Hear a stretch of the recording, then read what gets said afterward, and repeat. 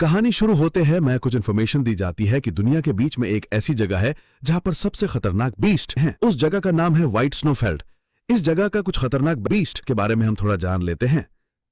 पहला है white serpent. ये इतनी खतरनाक है कि बर्फ के पहाड़ों को भी आइसक्रीम समझ के खा जाए। इसे देखकर नागिनी भी कहती, बहन थोड़ा सब्र कर। दूसरा है ग्रे बेयर। साला इसके बारे में तो पूछो ही मत, एक ही हमले से भूचाल ला देता है। इसका जिम रूटीन देखकर आर्नल्ड श्वार्ज़नेगर भी रोने लगता है। तीसरा है चूहा। साला उसके नाम पर मत जाओ, ये इतने जहरीले होते हैं कि समुद्र के पानी को भी खराब कर दें। इनके काटने पर इंसान चूहा बन जाता है। नहीं, वही पुराना वाला मतलब। लेकिन एक सम्राट जो व्हाइट स्नोफेल्ड से जिंदा लौटा, उसने कहा कि वहां पर सबसे खतरनाक चीज मॉन्स्टर नहीं है, बल्कि उससे भी ज्यादा खतरनाक बारबेरियंस है। फिर हम व्हाइट स्नोफेल्ड का सीन देखते हैं। एक बारबेरियन लड़की मॉन्स्टर पर हमला करती है। साले ठरकी लोग, उल्टे सीधे चीज पर नजर मत डालो, नहीं तो पता चलेगा तुम्हारी स्क्रीन की ब्राइटनेस कम है। फिर एक धमाका के बाद देखते हैं एक बिच्छू का पूंछ हाथ से एकदम उखाड़ के फेंक दिया। साला कुटाई करने से ज्यादा अपनी चिक से मार देगा। चिक मतलब स्टाइल, स्वैग। तभी हम और एक बंदे को देखते हैं जिसको देखकर तो मॉन्स्टर की फटने लगी। तभी बंदे ने कुल्हाड़ी लेकर एकदम मक्खन की तरह मॉन्स्टर को काट दिया। लेकिन फिर भी देख रहे हो, हीरो ने 2-3 मार दिया, अभी भी टकले ने उसका पूंछ पकड़कर चिंदा रहा है, जैसे लगता है जैकपॉट मार दिया हो। तभी हमारा हीरो कहता है, जैसे कि एक बारबेरियन से उम्मीद थी। और हां, बता दूं, ये जो सामने, अरे लड़की नहीं, ये साइड वाला है, यही हमारा हीरो है। और कहता है, इन अतरंगी नमूनों के साथ और कब तक रहना होगा, ये दोनों भी एक नंबर के गधे हैं।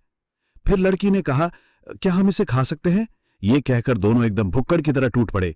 हीरो परेशान होकर कहता है, क्या मैं तुम दोनों को नहीं कहा था कि इसे मत खाओ, इससे तुम मर भी सकते हो? ये सुनकर दोनों हीरो की तरफ देखने लगे, मुंह में ठूस कर है। हीरो उन दोनों की तरफ गुस्से से घूमते हुए कहता है, मैंने अपनी बात पूरी भी नहीं की और तुम दोनों ने सब खत्म कर दिया। लड़की थोड़ा हिचकिचाते हुए थम्स अप दिखाकर कहती है, यम्मी। और हीरो कहता है, क्या तुम दोनों सच में इसकी तारीफ कर रहे हो? तभी टकले को कुछ अजीब लगता है और मुंह से झाग निकालता है, वहीं पर गिर जाता है। ये देखकर लड़की की फट जाती है और जोर जोर से कहती है, ग्रेटा ये क्या हुआ, जल्दी से उठो। हीरो इन दोनों की यही सब बकवास देख रहा था और मुड़ जाता है और कहता है, जल्दी चलो। लेकिन लड़की अभी भी लगा पड़ा है, जिसको बोलते हैं देसी इलाज। थप्पड़ मार मार के कह रही है, उठ जा टकले, वरना तेरे PS5 का पासवर्ड भूल जाऊंगी। फिर हीरो अपने बारे में हमें बताता है, मैं अभी किसी मानहवा हीरो की तरह खूबसूरत दुनिया पर किसी हसीन परियों के पास जाना चाहता हूं। इसीलिए भाई ने बोरिया बिस्तर बनकर निकल पड़ा, यहां तक कि अपनी जुबान छोड़ दी। इस खोज में कहां है वो जादू, हुस्न, परियों की दुनिया, इस उम्मीद में कि कहीं पर तो होगी। लेकिन रियलिटी इससे काफी अलग थी। एक दिन अचानक इसकी सपना सच हो गई। लेकिन इसमें एक ट्विस्ट है, भगवान ने भेजा तो इन बंद बुद्धियों के पास। डिलीवरी एड्रेस गलत हो गया था शायद। फिर सीन कट करके देखते हैं कुछ नाइट आपस में बात करते हुए जा रहे हैं। किसी भड़वे ने इस रास्ते को खोजा है, साला और कोई रास्ता नहीं मिला था क्या? ठंड के मारे हमारी फटी पड़ी है। तभी और एक नाइट कहता है, बस फर्क नहीं पड़ता कि कितना पैसा दे रहे हैं, ये एकदम मौत के मुंह में जाने जैसा है। तभी उन लोगों का लीडर कहता है, अरे मुझ पर क्यों गुस्सा उतार रहा है साला, पहले पता होता तो मैं खुद नहीं भाग जाता। रे भड़वे, मुझे ठंड नहीं लग रही है क्या? मेरे तो अंडरवेयर में हीटर लगा है। फिर हम गाड़ी के अंदर एक बटलर इन्हीं सब बकवास सुन रहा था। फिर अपने यंग मिस से कहता है, इन्हीं सब बातों पर ध्यान मत दो, ये सब एडल्ट बातें हैं। तभी हमें इनकी यंग मिस को दिखाया जाता है और वो कहती है, हाँ मैं ठीक हूं। तभी उसको फिर से सुनाई देती है, और ये ठंड के मारे हमारी गांड फाट रही है। तभी बटलर गुस्से में कहता है, बंद करो ये सब बकवास, ये कोई स्टैंड अप कॉमेडी शो थोड़ी है। और इसी तरह सभी बातें करते हुए जा रहे थे। तभी हमें फिर से वही सम्राट की कहानी बताया जाता है। सम्राट को पता नहीं कौन सी चुल मची थी जो उसने सबसे होनहार शूरवीर साबाज योद्धा लेकर निकल पड़ा व्हाइट स्नोफेल्ड की तरफ, ये सोचकर कि लगता है मैं मानव का हीरो हूं, अगर मुझसे नहीं होगा तो क्या खाक होगा। फिर कुछ ही सालों के बाद उसका पूरा एम्पायर ही खत्म हो गया। फिर सम्राट जब अकेला एकदम फटीचर की जैसे हालत होकर लौटा, सभी लोगों को घबराए हुए बताया, भौसड़ी के भूल कर भी मत जाना वरना गांड फट जाएगी, क्योंकि वहां पर सबसे ज्यादा खतरनाक मॉन्स्टर नहीं है बल्कि बारबेरियंस है। कहानी सुनाने वाला कहता है, एक नरक जैसी जगह जहां से कोई भी वापस जिंदा नहीं लौटा। फिर बटलर कहता है, ये सब अफवाह है। रिप्लाई में लड़की कहती है, लेकिन बातों में दम है, क्योंकि सम्राट ने जितने भी मॉन्स्टर बताया था, काफी लोगों ने ज्यादातर मॉन्स्टर देखा है। फिर से बटलर कहता है, बेशक सही है, लेकिन आज तक किसी ने भी बारबेरियंस को नहीं देखा है। फिर लड़की भी मान जाती है। फिर से कहानी सुनाने वाला कहता है, भले ही इतिहास के पन्नों में बारबेरियंस का जिक्र ना किया गया हो, लेकिन फिर भी अचानक से सभी गार्ड रुक जाते हैं। फिर लीडर कहता है, हमने कुछ देखा। तभी दूसरा गार्ड कहता है, कहां, किधर है? तभी लीडर कहता है, सारे रात भर कुत्ता देखा है तो क्या जाट दिखेगा? जोक समझ ना आए तो गूगल कर लेना। फिर गौर से देखने के बाद चौंक कर कहता है, और कमाल की बात है कि उसको ये वाली बात याद आती है, बेटे झुंड में तो सुअर आता है, शेर अकेला आता है। ये सोचकर घबरा रहा था। तभी राइट वाला गार्ड कहता है, हमारे यहां फटी पड़ी है और तुम सस्पेंस बना रहे हो। तभी लीडर कहता है, अच्छी खबर है कि वो अकेला है और बुरी खबर है कि वो हमारी तरफ ही आ रहा है। ये सुनकर सभी लोग एकदम हड़बड़ा गए। गौर से उसका हुलिया देखने के बाद समझ आता है ये एक बारबेरियन है। फिर हीरो इन लोगों के पास आकर एकदम कोल्ड लुक के साथ खड़ा हो जाता है और कहता है, जूस पिला दो मौसम्बी का। मैं उन गधों को देखकर परेशान हो गया हूं। अपने दोस्तों की बात कर रहा है, इसीलिए बाहर थोड़ा झक मारने आया हूं। मुझे उम्मीद नहीं थी कि इस जगह पर इंसान आते हैं। क्या किस्मत है, आप सभी से मिलकर अच्छा लगा। तभी गाड़ी की तरफ देखते हुए कहता है, क्या उसमें मर्चेंट है और इसे तुम लोग भाड़े के टट्टू हो। फिर से हीरो थोड़ा सोचकर कहता है, मेरा मशवरा है कि यहीं पर से वापस लौट जाओ, वरना मॉन्स्टर तुम लोगों की हड्डियों तक भी लॉलीपॉप समझ के चाट जाएगा। फिर हम इन लोगों का हालत देखते हैं। एक तो ठंड से हमारे दिमाग खराब हो रखा है, ऊपर से ये और डरा रहा है। इनको देखकर ऐसा लगता है और डराया तो अभी यहीं पे रो देंगे। फिर हीरो को न जाने कौन सी सस्ता नशा कर जोश आया और कहता है, मैं भी तुम लोगों के साथ काम करना चाहता हूं। ये सुनकर इन लोगों का लीडर चौंक गया। ये देखकर हीरो फिर से बोल, क्या मैं भोजपुरी बोल रहा हूं क्या जो इतना चौंक रहे हो। मेरी बातें सुनकर ऐसा लग रहा है जैसे मैंने अचानक गायब होकर बोलना शुरू कर दिया हो। मैं तो बस कह रहा हूं इस जगह को क्रॉस करने में तुम्हारी मदद करूंगा। लीडर अपने मन में सोचता है, यार ये तो मुझे पक्का लगने लगा किसी ने इसको देसी दारू पिलाकर इस जगह पर छोड़ दिया है, नहीं तो यह हमसे काम क्यों मांग रहा है। और मैं तो सुना था बारबेरियंस बहुत मतलबी होते हैं। फिर कहता है, क्या तुम हमें लूटने आए हो। फिर हीरो कहता है, अगर मैं ये सोचकर आया होता तो तुम लोग कब के गेम ओवर हो चुके होते। ये सुनकर दोनों और भी घबरा गए, ऐसा लगता है पैंट में ही गिल्ली कर देंगे। तभी गाड़ी के ड्राइवर से लॉक करते हुए कहता है, क्या हम इसे काम पर रख लें। लड़की थोड़ा सोचकर कहती है, रख लो, अगर इसका दिमाग खराब हो गया तो हमारे यहाँ कब्र हो भी। फिर लीडर हीरो के पास आकर कहता है, ठीक है हमारे साथ काम कर सकते हो, लेकिन हम सिर्फ तुम्हें 150 रुपया देगा। बस इतना ही। हीरो थोड़ा मुस्कुराकर कहता है, चलेगा, पैसे तो बहाना है, असली पेमेंट तो तुम्हारे साथ घुलने मिलने का है। वैसे भी यहां यूपीआई तो चलता नहीं होगा ना। फिर इन दोनों के पास से गुजरते हुए कहता है, रिलैक्स ब्रो, कुछ नहीं होगा, मैं नॉर्मल सा बारबेरियन हूं, कोई भूखा टाइगर नहीं हूं जो तुम्हें दिखते ही खा जाऊंगा। फिर गाड़ी के पास आकर कहता है, क्या मैं अंदर आ सकता हूं। ये सुनकर दोनों की हालत और भी खराब हो गई। फिर लड़की घबराती हुई कहती है, अंदर आओ, पर जरा संभल कर बैठना, ये गाड़ी नहीं है और तुम्हारे वजन का कोई इतिहास नहीं है। फिर गाड़ी का अंदर देखते हैं। हीरो बटलर से कहता है, थोड़ी देर शांति रहो यार, मेरा नाम सुनकर तुम्हारी हालत और खराब हो जाएगी। फिर लड़की से कहता है, नुकसान पहुंचाने का कोई इरादा नहीं है, वादा है, जब तक तुम मेरा पसंदीदा समोसा नहीं छुपाओगी। फिर हम बटलर का हालत देखते हैं और मन ही मन कहता है, नुकसान नहीं पहुंचाना चाहता हूं, अजी घबरा तो फिर ये क्या है, जादू की जप्पी। फिर हीरो कहता है, मुझे नहीं लगता कि तुम लोग इस जगह को क्रॉस कर पाओगे। यहां का जीपीएस भी कहता है, भाई लौट जाओ, रास्ता भटक गए हो। इसीलिए मैं तुम लोगों की मदद करना चाहता हूं और बदले में मुझे इस वर्ल्ड का इंफॉर्मेशन चाहिए। फिर लड़की कहती है, क्या तुम्हें यही जानना चाहते हो। फिर हीरो कहता है, देख लो इसमें सिर्फ तुम्हारा ही फायदा है। फिर लड़की मान जाती है और अपना इंट्रोडक्शन देती है, मैं आकाशा परिवार से मिलेना हूं। और हीरो भी अपने बारे में बताता है, मेरा नाम है कैटल, मतलब गाय बैल वाला नहीं, थोड़ा स्टाइलिश वाला।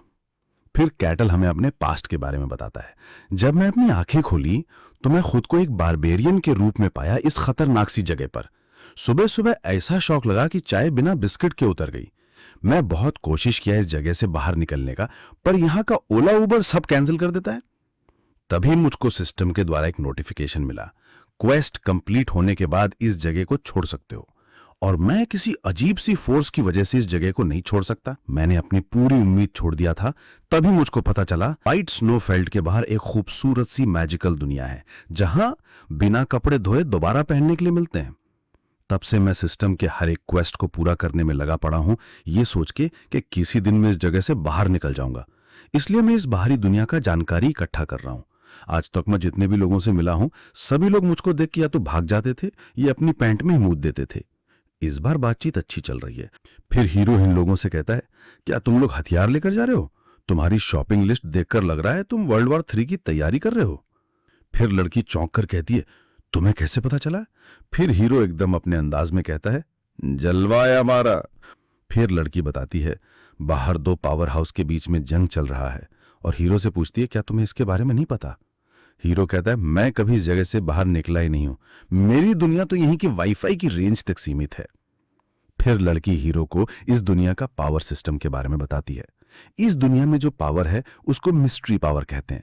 और जानकारी के लिए बता दूं, इस वर्ल्ड का जो पावर सिस्टम है ना, उसका नाम ही है मिस्ट्री। बिल्कुल एक रहस्यमयी सीरियल की तरह जिसका अंत कोई नहीं जानता। इसीलिए पावर के हिसाब से लोगों को अलग अलग ग्रेड्स में बांटा गया है। तीसरे नंबर पे वो लोग हैं जो मिस्ट्री पावर को महसूस कर सकते हैं, यानी उन्हें पता चल जाता है कि उनका पैसा कहां गया। जो लोग इस पावर को इस्तेमाल कर सकते हैं उनको दूसरी ग्रेड पर रखा जाता है, यानी वो अपनी सास की बात को इग्नोर करने की पावर रखते हैं। और फर्स्ट ग्रेड पर वो होते हैं जो इस पावर को अपने मुताबिक इस्तेमाल कर सकते हैं, मतलब मंडे की सुबह ऑफिस जाने की जगह खुद को बीमार कर सकते हैं। ज्यादातर इस ग्रेड पे नाइट्स, विजर्ड्स और स्पिरिट मास्टर्स होते हैं। इन लोगों से भी जो ऊपर आसमान जमीन दोनों को चीर फाड़ सकते हैं, जो इंसानों की सोच से भी बियॉन्ड होते हैं, उनको सुपर ह्यूमन कहा जाता है। जैसे वो लोग जो मॉर्निंग वॉक से लौटकर भी ताजे ताजे दिखते हैं। इस लेवल पे ज्यादातर स्वॉर्ड मास्टर्स होते हैं। भले ही तुम थर्ड क्लास ही क्यों ना हो, लेकिन फिर भी तुमको गली मोहल्ले का वीआईपी कहते हैं। फिर हीरो कहता है अरे ये तो बवाल चीज है यार, हम भी ट्राई करना चाहेंगे। कम से कम दूसरी ग्रेड की पावर मिल जाए तो रोज सुबह उठ के एक्सरसाइज करने की नौटंकी तो कर सकते हैं। और अपने मन में सोचने लगा चाहे कितना भी कीमत चुकाना पड़े, मैं इस जगह से बाहर निकल कर ही मानूंगा, वरना पापा कहेंगे बेटा तूने तो पढ़ाई में भी बारबेरियन ही बनकर रह गया। फिर लड़की कहती है क्या आप बारबेरियन है? क्योंकि मैं बाहर सुना था ये लोग लेजेंड होते हैं। हीरो थोड़ा सोचते हुए कहता है लेजेंड? लगता है मैंने उसे बूस्टर डोज छोड़ दिया, इसलिए कुछ ज्यादा ही बड़ा चढ़ा के बता रहा है। फिर हीरो पूछता है इस जगह से जाने की खास वजह है? लड़की कहती है हमारे ऊपर बहुत कर्ज है। हीरो कहता है अच्छा इसीलिए तुम लोग इतने सारे हथियार लेकर जा रहे हो, जंग में अपने हथियार बेच सकोगे। मुझे पता है जब डिमांड होता है और सप्लाई कम तब हथियारों का प्राइस बढ़ जाता है, फ्लिपकार्ट की सेल की तरह।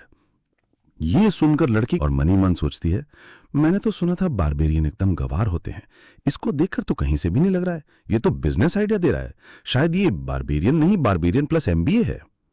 तभी बाहर से चिल्लाने की आवाज सुनाई देती है और हीरो कहता है लगता है कुछ बिन बुलाए मेहमान आ गए हैं, चल अब इन्हें भी हमारे नए बिजनेस प्लान के बारे में बताते हैं। तभी हम बाहर का नजारा देखते हैं। एक मॉन्स्टर सामने खड़ा था। ये देखकर सभी लोग एकदम हक्का बक्का रह गए और कहने लगे एक ब्लैक स्लाइम।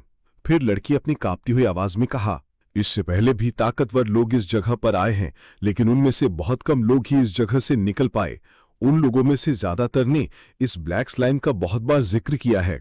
और हीरो कहता है नाश्ते के लिए ये इतना भी बुरा नहीं है, लगता है काला जैम सैंडविच स्प्रेड बन जाएगा। फिर हीरो लड़की से कहता है अगर तुम इसे खाना चाहती हो तो मैं इसे पकड़ सकता हूं, बस तुम थोड़ा सा ब्रेड ले आना। ये सुनकर तो लड़की के एकदम रोंगटे खड़े हो गए और वो बोली नहीं इसकी जरूरत नहीं है, मेरी डाइट चल रही है। फिर हम मॉन्स्टर को देखते हैं जो इन लोगों के ठीक सामने ही एकदम खतरनाक सा पोज लेकर खड़ा है, जैसे कोई सस्ता सुपर मॉडल हो। फिर लड़की रहती है क्या तुम उन लोगों की मदद नहीं करोगे? और हीरो एकदम सिग्मा मैन की तरह रिप्लाई देता है मुझे इससे कोई मतलब नहीं, मैं तो सिर्फ आपको इस जगह से क्रॉस करने में मदद करूंगा। वैसे भी ये इतना डेंजरस नहीं है, ये लोग इससे निपट सकते हैं। ये तो वार्म अप एक्सरसाइज है उनके लिए। कि अगले ही पल स्लाइम ने एक नाइट पर हमला कर दिया। नाइट ने भी अपना शील्ड लेकर रोकने की कोशिश की, लेकिन फिर भी उसे नहीं रोक पाया। तभी कॉर नाइट ऊपर से हमला करने की कोशिश की, लेकिन अगले ही पल एक धमाके के बाद वो भी नीचे गिर पड़ा, ये कहते हुए अरे मेरी पिछवाड़ा गाय। फिर लीडर चिल्लाकर कहता है ध्यान से, ये सिर्फ सीधा सीधा अटैक कर रहा है, इसके पास कोई नई स्किल अनलॉक नहीं है। तभी एक गार्ड अपने भाले पर पावर इन्फ्यूज करके मॉन्स्टर की ओर हमला करता है और सीधा मॉन्स्टर के आर पार हो जाता है। इससे मॉन्स्टर और भी ज्यादा गुस्सा हो जाता है। लीडर अपनी तलवार लेकर हमला करके आगे निकल जाता है और सभी से कहता है ऐसे ही अटैक करते रहो, उसकी कर पर हमला करो, उसकी टैक्स फाइलिंग बाकी है। और अगले ही पल देखते हैं कि उन लोगों ने मॉन्स्टर की कोर को डिस्ट्रॉय कर दिया और मॉन्स्टर भी मर गया। सभी लोग इसकी जीत मना रहे हैं। तभी उन लोगों के सामने और एक वुल्फ सामने आता है। लीडर फिर से चिल्लाकर कहता है इसकी गर्दन पर हमला करो, और कुछ ही हमलों के बाद वुल्फ को भी मार देते हैं। तभी एक गार्ड कहता है सच में बारबेरियंस लेजेंड्स होते हैं। दूसरा गार्ड बोला मुझे तो ये सब बकवास लगता है, उस बारबेरियन ने हमारी बिल्कुल भी मदद नहीं की। क्या सच में वो इतना काबिल है कि उसको इतना स्पेशल ट्रीटमेंट मिल रहा है? इसीलिए मैं इसकी एक टेस्ट लेना चाहता हूं।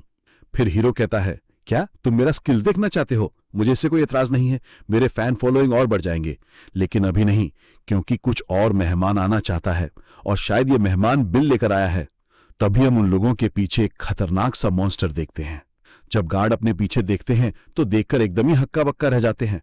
फिर हमें मॉन्स्टर को दिखाया जाता है जो कि एक सफेद सांप होता है। व्हाइट सर्पेंट गुर्राते हुए कहता है, चिल्लाओ और चिल्लाओ, जितना चिल्लाओगे उतना ही तुम्हें खाने में मजा आएगा, मेरा डाइजेशन अच्छा होगा। हीरो आगे बढ़ते हुए बेफिक्र अंदाज में कहता है, हाँ बिल्कुल, उसके साथ अगर किसी सीरियल खाऊ का मिलन हो तो और भी मजा आएगा। मुझे भी कुछ चटपटा खाने का मन कर रहा है। व्हाइट सर्पेंट गुस्से में हीरो की ओर देखते हुए कहता है, तुम्हारा इस जगह पर क्या काम है और तुम्हारी हिम्मत कैसे हुई मुझे सुझाव देने की? क्या तुम जानते हो मैं स्नोफील्ड का किंग कोबरा हूं? हीरो अपना मुक्का तैयार करते हुए कहता है, तो फिर हम इसे देख ही लेते हैं। चलो, तुम्हारे जहर और मेरे मुक्का का टकराव हो जाए। हीरो सर्पेंट की बॉडी पर एक जोरदार मुक्का मारता है। इससे एक जबरदस्त शॉक वेव निकलती है। हीरो मुस्कुराते हुए कहता है, देखा, कुछ लोगों को मार खाने के बाद ही समझ आता है कि नो का मतलब नो ही होता है। ये थी पहली किस्त। हीरो फिर से स्टैंस लेता है और दूसरा हमला करता है। सर्पेंट का शरीर नष्ट हो जाता है और इसी के साथ सर्पेंट का पूरा बॉडी ही सफाई हो गया, बिल्कुल उस तरह जैसे बुधवार की सफाई में घर का सामान बिखर जाता है। दृश्य स्नोफील्ड पार करने के बाद लड़की हीरो से बात करती है।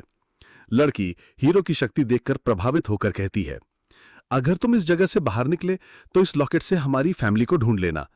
लड़की और उसका साथी चले जाते हैं। हीरो अकेले खड़ा सोचता है, यार इतनी जल्दी में कहां जा रहे हैं, चाय तक नहीं पिलाएंगे। 5 साल बाद एक सिस्टम इंटरफेस। सिस्टम की आवाज, 784वीं क्वेस्ट कंप्लीट, अब तुम इस जगह को छोड़ सकते हो। बाहर की दुनिया में लोग अब भी ट्रैफिक जैम में फंसे हैं। Happy journey.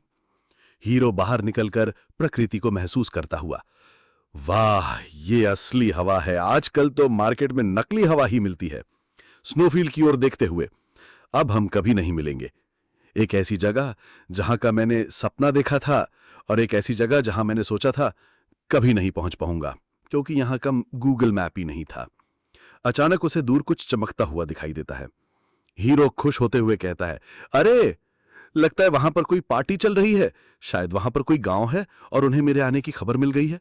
मुझे वहां जाकर केक कटवाना चाहिए। वो उस जगह की ओर बढ़ने लगता है। हीरो अपने आप से बड़बड़ाते हुए, यार मैंने उन गंवारों को घर बनाना सिखाया, लेकिन उन्हें लगा मैं कोई स्टैंड अप कॉमेडी शो कर रहा हूं। मेरी बात सुनकर तो वो ऐसे हंस रहे थे जैसे मैंने कोई जोक सुनाया हो, और वो तो बस मुझे देखकर पल के झपका रहे थे जैसे कोई ट्रेन का सिग्नल देख रहे हो। हीरो रास्ते में सोचता हुआ जा रहा है, अब अगर मैं उन गांव वालों से मिलूं तो क्या कहूं स्वागत नहीं करोगे हमारा? चाय पानी का भी कोई प्रबंध है?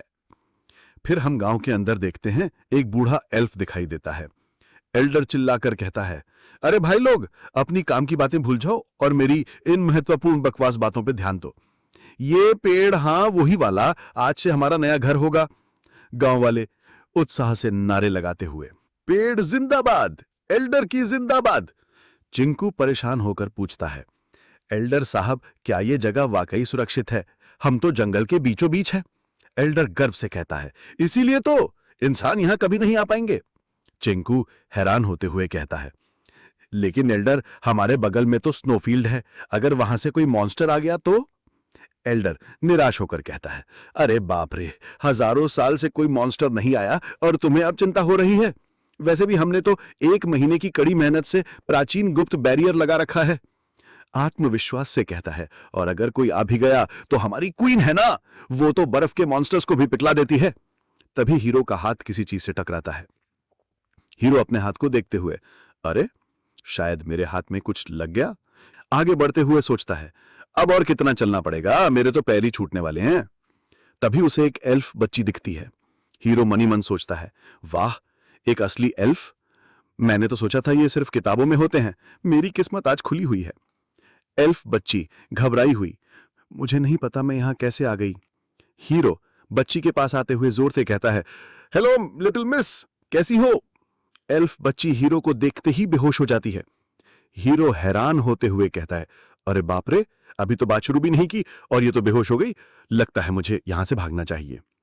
हीरो मनी मन सोचता है, पर अगर मैं इस बच्ची को वापस ले जाऊं तो सब एल्फ मुझे हीरो समझेंगे। हाँ हाँ, यही तो हमारा मसीहा है।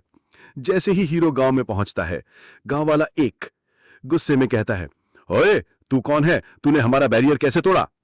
बच्चों की मां रोती हुई, मेरी बच्ची कहां है, पहले उसे वापस लाओ। एल्डर परेशान परेशान होकर कहता है, अरे बच्ची गई भाड़ में, पहले ये बताओ ये इंसान यहां कैसे आया? एल्डर चिल्लाते हुए, क्या बैरियर में छेद है? हे भगवान, हमारी क्वीन कहां है? हे तुम अजीब दिखने वाले जंगली आदमी, अगर तुमने हमारी बच्ची वापस नहीं की तो हम नर्क तक भी पीछा करेंगे। हीरो मन ही मन सोचता है, क्या मैं शक्ल से कोई अपहरणकर्ता लग रहा हूं? यार मैं तो बस एक सैर कर रहा था, मैंने तो सोचा था मैं बहुत हैंडसम हूं, लेकिन ये लोग तो मुझे ही किडनैपर समझ रहे हैं। हीरो बच्ची से कहता है, चलो अपने घर वापस जाओ। फिर से बच्ची हीरो का चेहरा देखकर डर से भाग जाती है। हीरो सभी से कहता है, देखा आपने, मैंने तो बच्ची को छोड़ दिया। फिर एल्डर गुस्से में कहता है, बच्ची को छोड़ दिया है, सभी लोग इस पे हमला करो, इसकी बिद्दी बिद्दी की आर पार कर दो। हीरो मुस्कुराते हुए सोचता है, वाह, एल्फ तो हमसे भी ज्यादा गुस्सैल हैं। मैंने यही उम्मीद की थी, यही है असली रियलिटी। फिर हीरो इन लोगों को शांत करने के लिए अपने हाथ से हल्की सी क्लैप करता है। इससे उस जगह पर जबरदस्त साउंड वेव निकलता है, जिससे सभी लोग हवा में उड़ गए। शांत हो जाओ भाई लोग, मैं तुम्हारा दुश्मन नहीं हूं, एल्डर कांपते हुए कहता है। ये किस तरह की अखंड पावर थी? हीरो मुस्कुराते हुए बोलता है, मैंने कहा ना, मैं तुम्हारा दुश्मन नहीं हूं। तभी उसके पीछे से एक तीर आकर ब्लास्ट हो जाता है। फिर हम एक लड़की को देखते हैं जिसने ये तीर छोड़ा था। ये इन लोगों की क्वीन है। एल्डर चिल्लाते हुए क्वीन से कहती है, क्वीन, इंसानों ने हम पर हमला किया है। क्वीन गुस्से में कहा, यह जगह भी सुरक्षित नहीं है। स्मोक हटने के बाद हीरो अपना सिर खुजाते हुए कहता है, पहले मेरी बात तो सुन लो। यार मेरी बातें सुनकर क्वीन से ज्यादा तो ये बुढ़वा चौंक रहा है। क्वीन फिर से अपना अटैक रेडी करते हुए कहती है, इंसान, अब तुम्हें इसकी कीमत चुकानी पड़ेगी। हीरो सच में परेशान हो जाता है। यार ये लोग तो फुल हिंदी बोल रहे हैं और मेरी बात इनको समझ में नहीं आई। लगता है स्नोफील्ड की नियम की तरह जब तक प्यार से नहीं समझाओगे तब तक ये नहीं समझेंगे। फिर क्वीन अपना हमला कर देती है। इसके काउंटर में हीरो एक जोरदार मुक्का मारता है जो सीधा एनर्जी की मॉन्स्टर को डिस्ट्रॉय करते हुए क्वीन की तरफ जाकर एक धमाका करता है। क्वीन जमीन पर गिरते हुए सोचता है, ये अपोनेंट कम से कम सुपर ह्यूमन लेवल पर है। क्वीन सभी से चिल्लाते हुए कहता है, भाग जाओ, मैंने कहा यहां से जल्दी से भाग जाओ। क्वीन हीरो से कहता है, हमें पकड़ने का तुम्हारा सपना कभी नहीं पूरा होगा। फिर क्वीन एक सस्ता सा टोटका जादू करती है। फिगो आओ। एक स्पिरिट प्रकट होता है जिसकी आंखें चमक रही हैं। हीरो खुशी से कहता है, बर्फ के मैदान में मॉन्स्टर डरावने और अजीब हैं, लेकिन ये तो उन सभी से बहुत कूल है, एक फायर सींग वाला बीस्ट। क्वीन स्पिरिट से कहता है, फिगो इस बार हमला करो। इस स्पिरिट के बारे में आता है, फिगो एक ऐसा स्पिरिट है जिसका शरीर पूरी तरह से फायर से बना है। क्वीन हमें बताता है, स्पिरिट जितना ओल्ड होते हैं उतना ही ज्यादा उनकी पावर होती है। मैंने एक बड़े कबीले की मदद से इससे कॉन्ट्रैक्ट करने में सफलता पाई है। स्पिरिट हमला करने के लिए हीरो की तरफ बढ़ने लगता है।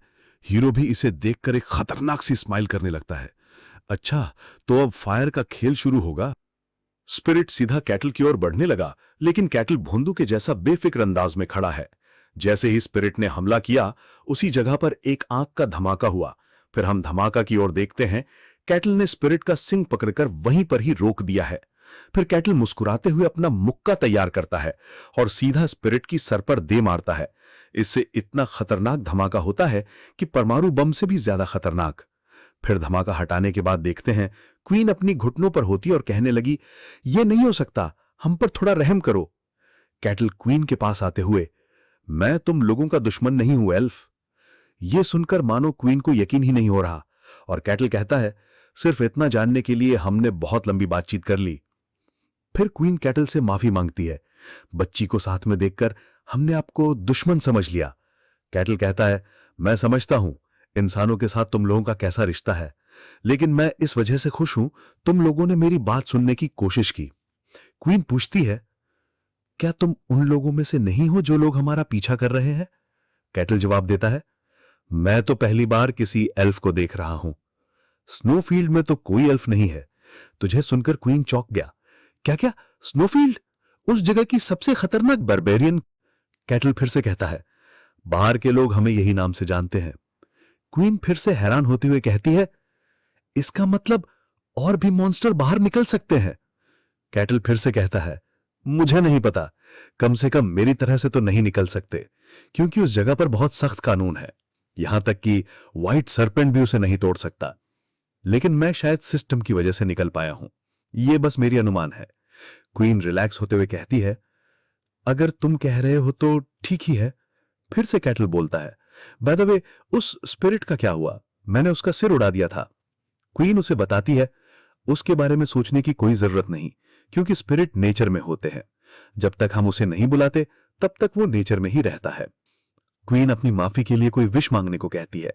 कैटल थोड़ा सोचते हुए कहता है कि क्या इंसान स्पिरिट के साथ कॉन्ट्रैक्ट कर सकते हैं? क्वीन थोड़ा हिचकिचाती हुए कहती है, अगर कोई इंसान नेचर से बहुत करीब हो तो। कैटल फिर से कहता है, इसका मतलब यह मुमकिन नहीं है ना? क्वीन बताती है, नहीं, अगर तुम सच में स्पिरिट के साथ कॉन्ट्रैक्ट करना चाहते हो तो तुम्हें एल्फो सागरा तो जाने की कोशिश करनी चाहिए।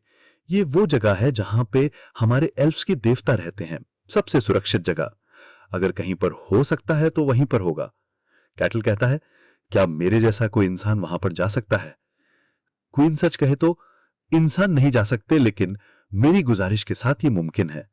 अपनी जान से भी कीमत इस जगह के बारे में एल्फ्स कभी भी इंसानों को नहीं बताते। लेकिन कैटल को एक क्रिस्टल देते हुए कहती है, इसे अपने पास रखो, मैं तुम्हें उस जगह के बारे में बता दूंगी।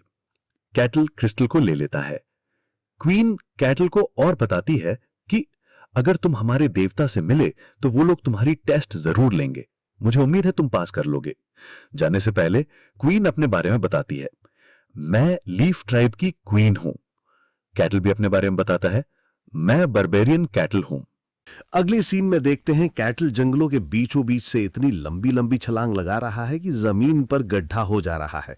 बाहर से एक गार्ड ये देखकर कहने लगा, ये क्या बवाल चीज हमारी तरफ आ रहा है? ये किंगडम ऑफ गेंड का बाल्कन टेरिटरी है। तभी इस जगह की कैप्टन चिल्लाकर कहता है, सभी को सावधान करो, सभी गार्ड को बुलाओ। कैटल जंगल की तोड़फोड़ करके बाहर इन गार्ड के पास आकर कहता है, क्या तुम लोग इस जगह के गार्ड हो? गार्ड कैटल को देखकर सोचने लगे, क्या अभी जो जंगल में हलचल हो रही थी, क्या इसके वजह से? क्या ये हमारा दुश्मन तो नहीं है? इसकी सफेद बाल और सीने पर निशान, क्या ये एशन बार्बेरियन है? जैसे जैसे कैटल इन लोगों के और करीब आने लगा, गार्ड और भी ज्यादा घबराने लगे और डरते हुए कैटल से कहने लगे, वहीं पर रुक जाओ, अगर तुमने और एक कदम भी आगे बढ़ाया तो ये भाले और तलवारें तुम्हारे पिछवाड़े के आर पार हो जाएंगी। कैटल उनसे कहता है, मैं तुम लोगों का दुश्मन नहीं हूं। कैप्टन कहने लगा, तुम क्या चाहते हो? गार्ड थोड़ा सोचने लगे, फिर पीछे देखकर कहता है, क्या इस दीवार को चाहिए? कैटल समझते हुए कहता है, जगह को देखना चाहता हूं। फिर दोनों टेबल पे बैठकर बातें करने लगे। कैप्टन कहने लगा, तुम्हारा मतलब तुम देखना चाहते हो कि गुजरा क्या? कैटल कहता है, पता नहीं, शायद कुछ दिन रुक जाऊं। कैप्टन उसे रोकते हुए कहता है, पहले बताओ तुम्हारा नाम क्या है? तुम्हारे पास पहचान करवाने के लिए कोई चीज है, जैसे कि आधार कार्ड या वोटर कार्ड वगैरह वगैरह? कैटल सोचते हुए, अरे वो सब तो पृथ्वी पर ही रह गया। फिर उसको लड़की की कही हुई बात याद आती है, उस लॉकेट के बारे में। लॉकेट को गार्ड के सामने रखते हुए कहता है, ये मुझे आकाशा परिवार का कोई डायरेक्ट डिसेंडेंट ने दिया है। कैप्टन इसे देखते हुए कैटल को बताता है, डेनियन किंगडम की आकाशा मर्चेंट फैमिली। जब से उसकी लीडर चेंज हुई है तब से उसकी फैमिली बहुत नाम बना रही है। कैटल पूछता है, तो क्या इससे मेरी आइडेंटिटी वेरीफाई हो सकती है? कैप्टन ध्यान से देखते हुए कहता है, ये नकली तो नहीं लग रहा, लेकिन इसकी पहचान करना मुश्किल है। ये इस किंगडम का नहीं है, ये गेहन किंगडम का है।